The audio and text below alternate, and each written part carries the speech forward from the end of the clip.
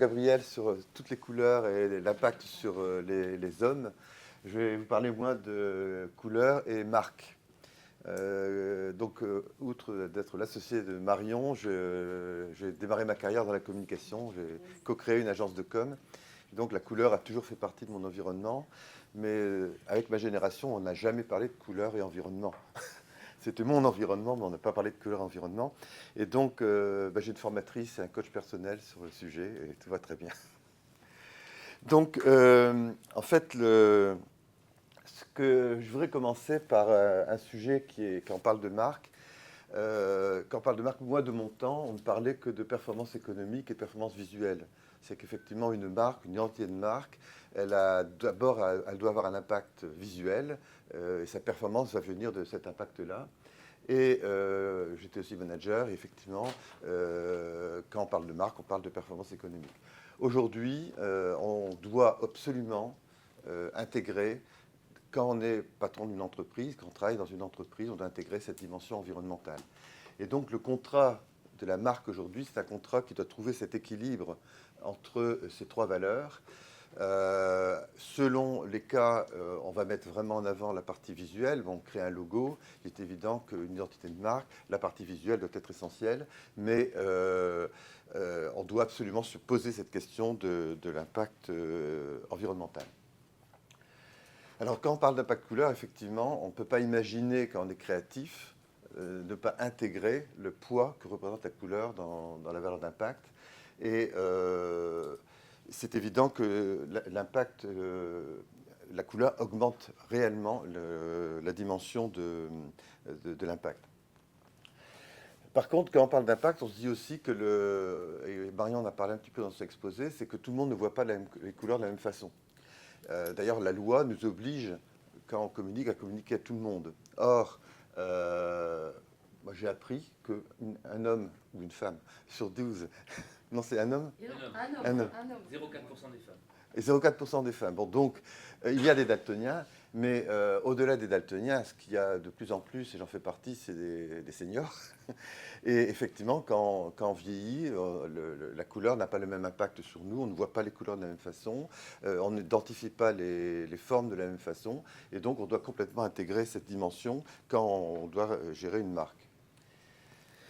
Quand on doit la gérer, et là je m'adresse aux designers, à ceux qui travaillent dans les métiers de la communication au sens large, il y a deux dimensions. Il y a la dimension de l'usage de la couleur dans le print, et de plus en plus aujourd'hui dans l'usage du digital. Les jeunes sont beaucoup plus dans le digital que les générations de ma génération. Quand on est dans le print et qu'on doit intégrer la dimension couleur, on doit se poser la question sur quel usage et comment travailler la couleur. Dans ces exemples, celui qui me paraissait vraiment flagrant, c'est celui de McDo. Quand on a une marque qui est forte, le simple fait de supprimer la partie intérieure du logo et de ne mettre que le surlignement, on identifie toujours la couleur, mais on a fait une économie très substantielle en termes d'encre, etc. Cet exemple-là est également significatif quand choisir la dimension d'écriture est importante, et également au niveau des couleurs, essayer de ne pas saturer les couleurs, pas dépasser, quand on mélange les trois couleurs, pas dépasser 100% au total de ce mélange. Quand on est sur le digital, je me souviens des discussions que j'avais avec Marion quand elle a commencé à concevoir son site internet. Elle avait conçu un site très neutre, enfin très blanc, enfin très fond clair. Et en fait, très vite, on s'est rendu compte qu'il valait mieux, pour que les couleurs resplendissent, les mettre sur un fond sombre. Le fond sombre, outre le fait qu'on améliore la lisibilité des couleurs, permet aussi de baisser la charge de consommation en fait, de nos outils digitaux. Dans les documents que vous aurez, on vous a préparé toute une série de moyens de pouvoir gérer, en fait, quand vous êtes face à ce genre de questionnement, des moyens de gérer l'optimisation de l'usage de la couleur et de son efficacité. Je vais continuer en vous mettant quelques exemples qui sont une manière de travailler la couleur. Et là aussi, pour les designers, c'est intéressant. en intégrant cette dimension effectivement environnementale. Muji, sa marque, elle est incontournable. Elle a ses codes couleurs, elle a ses codes de reconnaissance. Et bien évidemment, quand Muji intervient sur ces espaces de vente, la marque garde, l'identité de marque reste forte. Par contre, ils ont complètement intégré une autre dimension de récupération de matériaux, d'utilisation d'espace, où la couleur a pratiquement disparu, mais ça travaille quand même sur leur identité. Autre exemple, le rebranding, est-on toujours obligé de mettre la couleur sur la marque? Et quand on a un logo qui est très identifiant, on peut tout à fait imaginer que cette identité graphique se retrouve avec des systèmes d'embossement, des systèmes de fer à chaud, enfin d'autres manières effectivement de représenter l'identité de la marque.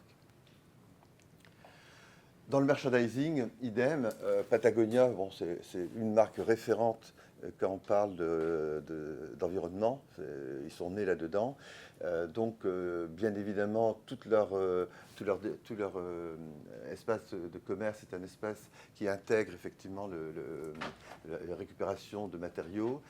L'exemple qui est intéressant par Benetton, c'est suite à une inondation, je crois, enfin un problème environnemental tout près de chez eux, ils ont conçu un magasin où il n'y avait que de la récupération des matériaux qui étaient présents dans l'espace là-bas. Coca-Cola, bon, je ne sais pas si c'est les plus environnementaux, mais là, ils ont fait un effort, il n'y a pas de doute. Et c'est très bien comme ça. Donc beaucoup d'exemples dans ce domaine. Hein, et je pense que derrière ces exemples, ce qu'on cherche à vous montrer là, c'est que face à une problématique d'expression de la marque, que ce soit print, digital ou, en l'occurrence, physique, c'est se poser la question de la couleur est-elle vraiment indispensable? Parce qu'il y a d'autres manières de présenter la marque en faisant abstraction de la couleur elle-même, mais en gardant l'identité. D'où l'importance d'avoir une identité forte. Donc je conclus en fait mon propos avec ce contrat des justes équilibres.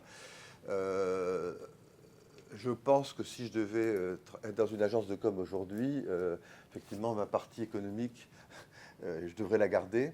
Mais effectivement, je pousserai en fait chaque fois mes clients, alors en particulier les clients qui sont très sensibles à ça, à gérer avec eux, je crois le faire en co-création avec eux, comment intégrer effectivement cette dimension d'environnement dans l'expression de la marque. Voilà.